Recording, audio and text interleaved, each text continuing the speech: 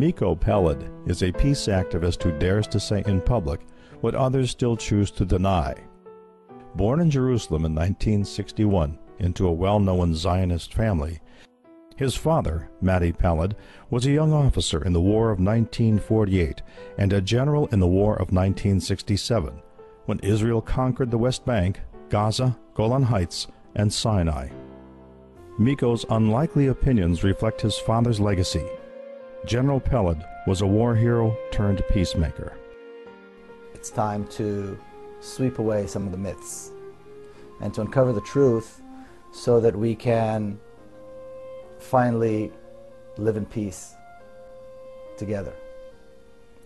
And so the three myths that I like to uncover, the three probably most popular myths, the most common myths: the myth of 1948, the myth was that there was a country without a people. And then the myth of the existential threat of 1967. And then finally the myth of the Israeli democracy. Growing up, we were taught to believe that the Arabs had left Eretz Israel, partly on their own and partly at the directive of their so-called leaders, and that therefore taking their land and taking their homes was morally okay. It never occurred to us that even if they did leave willingly, we had no right to prohibit their return. But then Israeli historians had found that, just as Palestinians have been saying for decades, none of this was true. And it's interesting that when Palestinians claim something, we tend to doubt it. But then when Israeli historians come up and say the exact same thing, well then, now we accept it.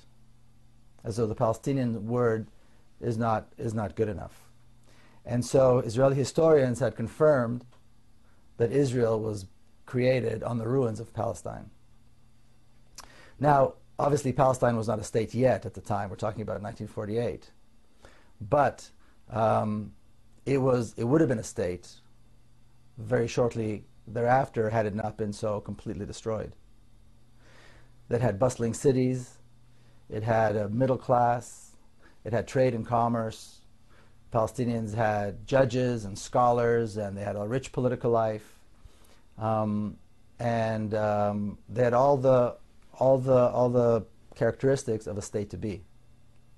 But the one thing in which they didn't invest, the one thing in which Palestinians did not have, was the military. Any kind of militia. And so when the Jewish militias attacked, even though the Palestinians constituted the vast majority of the population, when the Jewish militias attacked, they were helpless. The Jews, on the other hand, in Palestine at the time, were a minority, probably less than 500,000, but they had put together state-like institutions. So they had their own schools, they had their own universal healthcare system, for example, they had a quasi-government of which my grandfather was a member, and all of these were created based on the principle of hafradah, which in Hebrew means segregation. In other words, to be completely separate from all the institutions that the Palestinians had had. And the one thing that they did, in which they did invest heavily, was a very strong militia. A militia of young men, well indoctrinated, well trained, of which my father was a member. And they were determined to create a Jewish state in Palestine, completely disregarding the fact that the majority of the population were not Jews, but were Palestinian Arabs. It turns out that the creation of Israel had not, after all, been a haphazard fight in which the Arabs fled their homes due to the directives of their own leaders. It had been an unprovoked, systematic campaign of ethnic cleansing by the Jewish militia, involving massacres, terrorism, and the wholesale looting of an entire nation. Now it's interesting, my mother was born and raised in Jerusalem. She was born in 1926. And she recalls the Palestinian neighborhoods in West Jerusalem. And when the residents of these neighborhoods were forced to leave their homes, which are still in Jerusalem, they're beautiful, spacious homes with beautiful gardens, were offered to Jewish families And one such home was offered to her, being the wife of an officer and so forth. And she refused it. She said she could not bring herself to move into the home of a family that had been forced out and is now living in a refugee camp. She also said, and I heard this confirmed by many people, that when the Jewish forces came into the homes, the coffee was still warm on the table. The people had just left. And then the looting began. And again, she recalls seeing the truckloads of furniture and rugs and what have you being taken away from those homes. Another widely accepted Zionist myth is that in 1967, Israel faced an existential threat where the armies of 3 Arab countries were invading, and miraculously the Jewish forces were able to beat them all and conquer huge tracts of land. Now, setting aside for a moment the fact that countless books have been written in Hebrew and English and Arabic and other languages, and that documentaries have been filmed disproving this completely and showing that the purpose of the war was conquest. In my own research in preparation for this book, I spent days at the Israeli Army archives. And I read from the minutes of the meetings of the Israeli General Staff, the top IDF, top brass, and the things that were said during those meetings. And I want to quote from my book one such passage. In a stormy meeting of the IDF top brass in the Israeli cabinet that took place on the 2nd of June, 1967, my father, General Matty Paled, told the cabinet in no uncertain terms that the Egyptians needed at least a year and a half in order to be prepared for a full-scale war. His point was that the time to strike a devastating blow against the Egyptian army was now, not because of an existential threat, but because the Egyptian army was not prepared, and it was an opportunity to destroy it once again.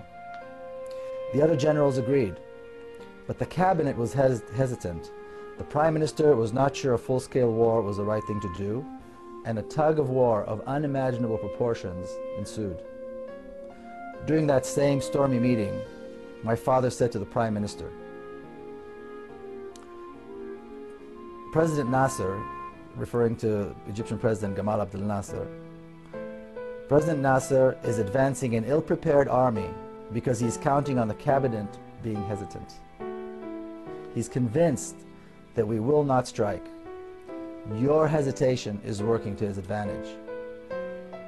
Later on, he accused the Prime Minister of insulting the army, this army that had never lost in battle, by not allowing the army to attack right now. So there was never any mention of an existential threat, just an opportunity to once again assert Israeli strength. In the end, the cabinet succumbed to the enormous pressure placed upon them by the general, and they decided on a preemptive strike that began on June the 5th, 1967. And again, I want to quote from my book. The surprise attack led to the total destruction of Egypt's air force, the decimation of the Egyptian army, and the reconquest of the Gaza Strip and the Sinai Peninsula in a matter of days. The Israeli army also knew that the Syrian army was in shambles and the Jordanians were no match for the IDF strength. After the campaign of Egypt went so smoothly, the generals turned their attention to the West Bank and the Golan Heights, two regions that Israel had coveted for many years. Both regions had strategic water resources and hills overlooking Israeli territory. And the West Bank contained the heartland of biblical Israel and the crown jewel, the old city of Jerusalem. In 6 days, it was all over. Arab casualties were estimated at 15,000. That's 15,000 dead in 6 days. Israeli casualties were 700. And the territory controlled by Israel had nearly tripled in size. Israel had in its possession not only the land and resources it had wanted for a long time, but also the largest stockpiles of Russian-made arms outside of Russia. Israel had once again asserted itself as a major regional power, or as the neighborhood bully.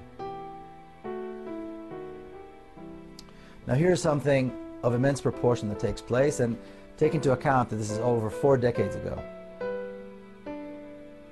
And again I quote, "At the first weekly meeting of the General Staff after the Six-Day War, Chief of Staff Yitzhak Rabin was beaming with the glory of victory. But when the meeting was nearing its end, my father raised his hand. When he was called on, he spoke of the unique chance the victory offered to solve the Palestinian problem once and for all. For the first time, he said, in Israel's history, we were face to face with the Palestinians without any other Arab countries between us. Now we had a chance to offer them a state in the West Bank and the Gaza Strip." He claimed with certainty that holding on to the West Bank and people who lived in it was contrary to Israel's long-term strategy.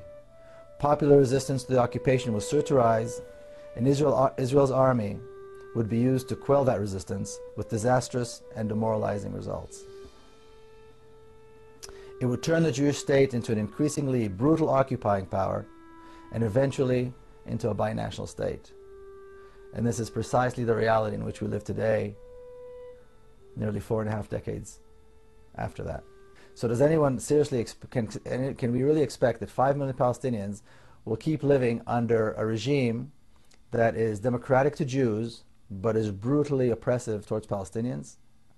With about 6 million Jews and about 5 or 5.5 million Palestinians living under the same rule, under the same government, but with different laws. My father, who was a military expert, had spent the remainder of his life after he retired from the military fighting for justice for the Palestinian cause. And being a former military man, he was often asked about Palestinian terrorism. On one such occasion, when he was being interviewed by the Israeli television, he said this about terrorism.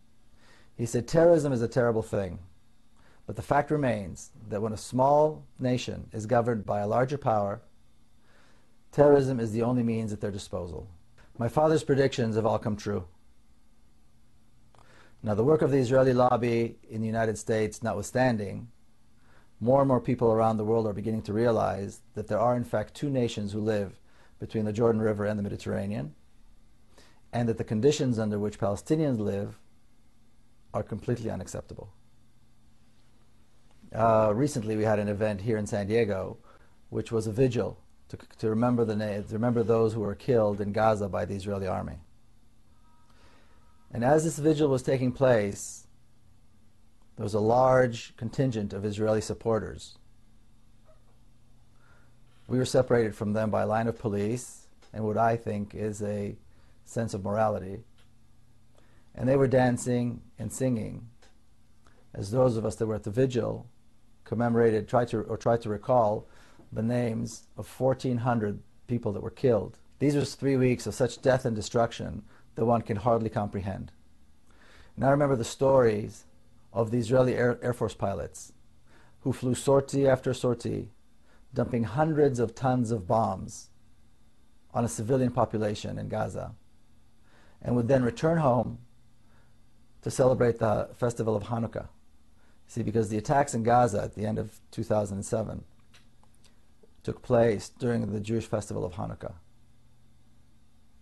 Then, these same pilots, having celebrated with their families, slept in the comfort of their beds, got up the next day, and did it again and again and again. I recall that while we were at the vigil, the supporters of Israel held signs that said, but the Israeli army had warned them. The Israeli army had dropped thousands of leaflets warning the Palestinians that this horror was about to begin. And I can only imagine the mother seeing these warnings, knowing that this horror was impending, but also knowing that there's nowhere to go. There's nowhere to run. There's nowhere to hide. There's nowhere to save her children from the bombs and from the fire, from the smoke and from the chemicals, and from the phosphorus that consumes the flesh and won't be extinguished. Because Gaza is locked down. Gaza is under siege, a siege that was imposed by Israel on the people of Gaza. So for these young Israeli pilots, These young men who most Israelis and Israeli supporters around the world consider their finest. This was really nothing but shooting fish in a barrel as they began their merciless onslaught at exactly 11:25 in the morning on December the 27th, 2008. And that date, December 27, 2008, will forever be etched in our memories as the darkest and most shameful day in the long history of the Jewish people, as Israel began a shameful and merciless attack on the people of Gaza. The attacks began at 11:25 in the morning, the precise time that the children of Gaza are on the streets. Between 11 and 11:30, children of Gaza are either on the way to school or on the way home from school, as that is the time that the two shifts of the school day change. Now the Israeli supporters who come to the vigils, who always maintain that they support Israeli brutality, their claim is that Israel had the right to defend itself. But Israel's actions were justified because Israel was defending itself against the onslaught of rockets that were being shot into Israel by Hamas militants out of Gaza. Thousands and thousands of rockets that were designed to harm Israeli citizens. Now, I know a thing or two about these rockets. I recall sitting on a Saturday afternoon with my family and my children in a kibbutz not far from Gaza. And at one point, we heard those rockets flying overhead. And we heard the sirens and the warning signs. And we all had to run into the protective rooms that were built for that. And it was frightening. Only last December, I visited the kibbutz again, and a Qassam rocket fell by the kindergarten on the kibbutz while the children were present and were outside. There was shattered glass everywhere. Children were hurt. They were bleeding. Some of the children had to be hospitalized. Some of the children were in shock. It was horrible. I went and I walked and I saw the hole in the ground created by the rocket, the size of a large soccer ball. And then I remembered what a crater that is created by a 1-ton bomb looks like. It's the size of a city block. Children aren't scratched and they're not in shock as a result of that. They're decimated. They are burnt. They choke from the fumes and they are buried in the rubble. Now, multiply that by 100, and then again, and then again. And remember, or keep in mind, that Gaza is one of the most densely populated areas in the world. Yet, Israeli supporters will justify this. Many Jewish people will recall the story in the book of Genesis, chapter 18, where God decides to destroy the city of Sodom because they were sinners. And the patriarch Abraham, the shared patriarch of Jews and Arabs, chastises God and says to him, "Wilt thou also destroy the righteous with the wicked? Perhaps there be 50 righteous in the city." You see, Abraham is chastising God. And God promises that if he finds 50 righteous people, he will spare the city. Well, in Israel, there is no Abraham today. And no Palestinians are righteous in the eyes of the Israelis. And as we know, the 800,000 children of Gaza were not spared this horror. You know, I'm often accused of being one-sided and of not mentioning Palestinian terrorism and the suffering that Israelis have to go through. So I'm going to touch on that right now. As my father said decades ago, when a larger power rules a smaller nation, some form of violent resistance is to be expected. And as for my own family's brush with terrorism, in our case it drove all of us to engage with the Palestinians and to reach out. And the same thing happened to me personally. And again, I want to quote a passage from my book, The General's Son. Then, in the fall of 1997, disaster. My niece Madar was killed by Palestinian suicide bombers in Jerusalem. Several hours later, there we were, driving along the road to the cemetery. Police escorted our procession on motorcycles, making way for vans carrying the devastated family members of another Jewish casualty. As we got out of the van, someone approached and asked me to carry the small coffin. My heart felt far heavier than the heartbreakingly slight weight on my shoulders. Israelis and Palestinians, family members and friends, famous leaders and ordinary people, all came to give eulogies and to express their sorrow at this unspeakable loss. Smadar, my niece, was laid to rest near my father, her grandfather, in a small hilltop cemetery just outside Jerusalem. To this day, my sister Nurit cannot forgive herself for leaving her baby girl out alone in the cold, damp ground. But when my sister did come out to greet the mourners, the thousands who came to mourn, she did not ask for retaliation. She did not talk about revenge. The first words that came out of her mouth were these: no real mother would want the same horror to happen to another mother. And I quote again from the book. I stayed in Jerusalem for the week of the Shiva, the 7 days of mourning. It wasn't easy to return home and resume my routines after it was over. How do people do this? I kept thinking to myself. How do people keep on living as though nothing had happened? How many songs have been sung, poems read, and stories written about this feeling, the feeling one has when the unthinkable happens, yet the world doesn't end. It seemed impossible to carry on, but my mother always says that life was stronger than death, and so we went on. But something had changed. I knew I had to do something, and I knew that the right thing to do was to meet with Palestinians. And I did this right here in San Diego, and I was welcomed by the warm embrace of the local Palestinian community. The experience of meeting with Palestinians was comforting, it was liberating, and it was also heart-wrenchingly difficult. It was comforting to know that we're all very similar. And it was liberating to know that we don't have to be enemies. But it was heart-wrenchingly difficult to realize that I did not have full possession of the truth. And that is where I think Israeli supporters, mostly Jews, that's I think where most of them are. And I think it's time for Israeli Jews and American Jews to join what was very eloquently described by Clovis Maksud as the constituency of conscience. You know, one can only imagine what white South Africans went through when they saw that apartheid was coming to an end. Clearly they wanted to hold on to their way of life, corrupt as it may have been.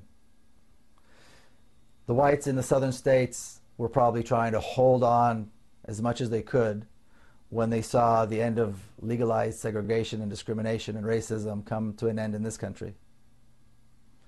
We see this with leaders in the Middle East right now, holding on to the last minute, not wanting to give up their way of life and their control.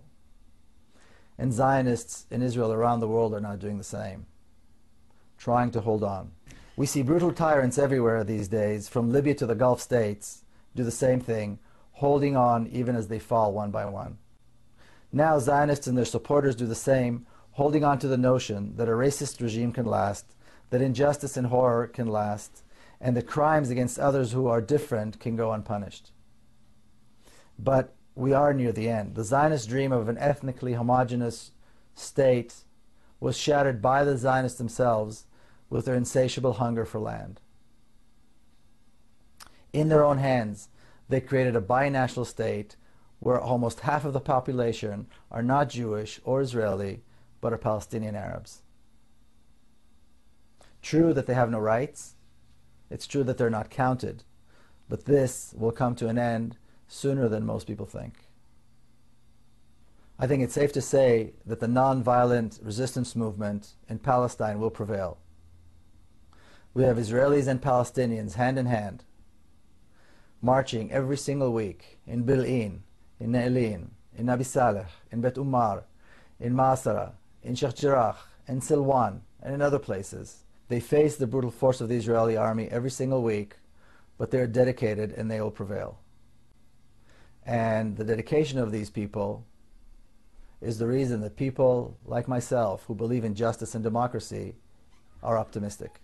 In Abi Saleh, another beautiful spot in the West Bank where settlers have made their ugly mark, Israeli reservists, clumsy and armed to the teeth, are faced with the undaunted courage of mothers and their children who just want the settlers and the army out of their villages and out of their lives. It seems surprising that Israeli soldiers, young men and women who are raised on what is seemingly in a democratic society, are willing to enforce this brutal occupation, because they do it very willingly and they do it very brutally. But what we need to realize that the Zionist education system taught these young men and women that Palestinian life is worthless. So for those people who do want to associate themselves with Israel and with Zionism and drape themselves in the Zionist flag, the flag that has come to symbolize intolerance, hate, racism and brutality, they can feel free to do so. But they need to know this, that when the trials begin and the tribunals take their place, and when the Truth and Reconciliation Commission begins its work, and they're finally shamed into admitting that they were wrong, they need to remember to go down on their knees and beg forgiveness from the people they so blatantly wrong. Because they need to realize that we will never forget them, and that their conscience will never allow them to forget that they supported the killing, they draped themselves in the flag, and they mocked the bereaved. The rest of us will move on, and along with the rest of the Middle East, we will follow the example of the people of Egypt to create something that will surely be a tremendous accomplishment, a democratic, secular state in our shared homeland, a state where Muslims, Christians, and Jews live as equals and educate their children to love their diverse homeland with its multitude of cultures, its rich history, and its promising future.